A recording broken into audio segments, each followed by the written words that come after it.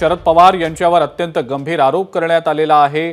अल्पसंख्याक समाजात दुरावा निर्माण करण्याचा प्रयत्न करण्यात आला। काही नेते दिवसभर माझ्या मतदारसंघात थांबले। धर्म आणि समाज यात गल्लत कशी होईल याचा प्रयत्न करण्यात आला। नेत्यांच्या उपस्थितीत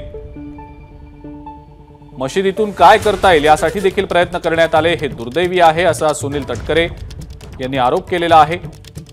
निवडणुकीत किती खालची वैचारिक पातळी गाठली गेली याचं उदाहरण पाहायला मिळालं असं देखील सुनील तटकरेंनी म्हटलंय। सुनील तटकरेंनी पवारांवर गंभीर आरोप केलेला आहे।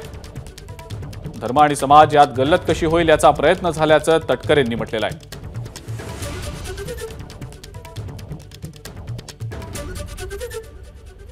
सुनील तटकरे यांनी शरद पवारांवर गंभीर आरोप केलेत। धर्म आणि समाज यात गल्लत कशी होईल याचा प्रयत्न झाल्याचा अत्यंत गंभीर आरोप तटकरेंनी केलाय।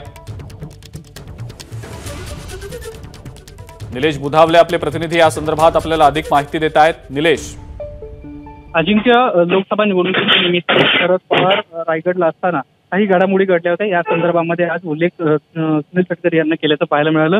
त्यांनी शरद पवार यांच्यावर गंभीर आरोप करताना असं म्हटलेलं आहे की अल्पसंख्याक समाजामध्ये दुरावा निर्माण करण्याचा प्रयत्न माझ्या मतदारसंघामध्ये करण्यात आला।